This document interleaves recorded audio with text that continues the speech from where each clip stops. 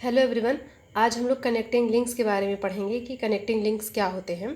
तो organism having characteristics of two different group, मतलब ये जो भी एग्जांपल मैंने दिखाया है ये दो इनके जो कैरेक्टर्स हैं वो दो ग्रुप के दिखते हैं। मतलब पहले ग्रुप के भी कुछ हाफ कैरेक्टर्स इसमें शो होते हैं और दूसरे ग्रुप के भी हाफ कैरेक्टर्स शो होते हैं, इसलिए इसको हम कनेक्टिंग लिंक्स बोलते हैं।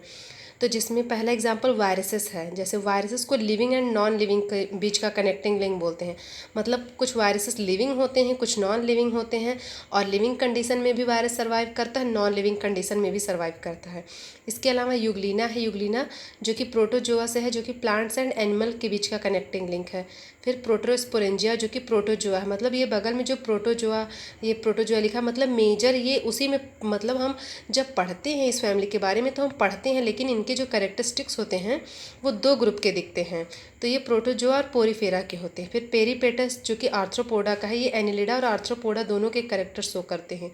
नियोपिलिना है जो कि मोलस्का का है, ये एनिलिडा और मोलस्का दोनों के कैरेक्टर शो करेगा।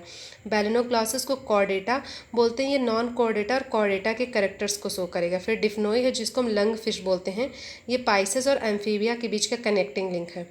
पाइसेस मतलब फिश फैमिली। आर्कियोपेटेरिक्स जिसको हम एप्स बोलते हैं, आर्कियोपेटेरिक्स बहुत ही इंपॉर्टेंट एग्जाम्पल, बहुत सारे एग्जाम में पूछा जाता है। ये रेप्टाइल्स और बर्ड्स के बीच का करेक्टरिस्टिक्स, मतलब जो आर्कियोपेटेरिक्स के फॉसिल्स मिले, जो आर्कियोपेटेरिक्स मतलब मिला तो उसमें मतलब रेप्टाइल्स के जो रेप्टाइल्स के करेक्टरिस्टिक्स होते हैं वो भी दिखें और एप्स के भी करेक्टर्स दिखें, बर्ड्स के भी। तो इसे रेप्टाइल्स और बर्ड्स के बीच का कनेक्टिंग लिंक बोला गया। फिर प्रोटोथीरिया, इसको मैमेलिया बोलते हैं, जिसमें रेप्टाइल्स एंड मैमल्स के करेक्टरिस्टिक्स दिखें।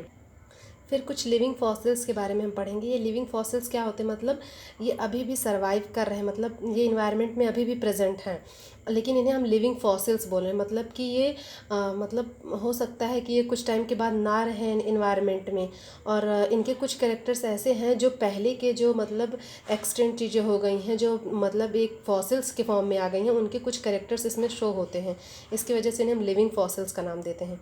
इसमें कुछ एग्जाम्पल है, ये एग्जाम्पल मतलब आते हैं क्वेश्चन पेपर में। तो जैसे पेरीपेटस हो गया आर्थ्रोपोडा का, लिमुलस हो गया आर्थ्रोपोडा का, नाउटिलस हो गया मोलस्का का, न्यूपिलिना मोलस्का का, लिंगुला हो गया ब्रैकियोपोडा का, लैटिमेरिया हो गया, और इसके अलावा स्पेंडॉन हो गया रेप्टीलिया का, और डाइडेल्फस हो गया ओपोसम का।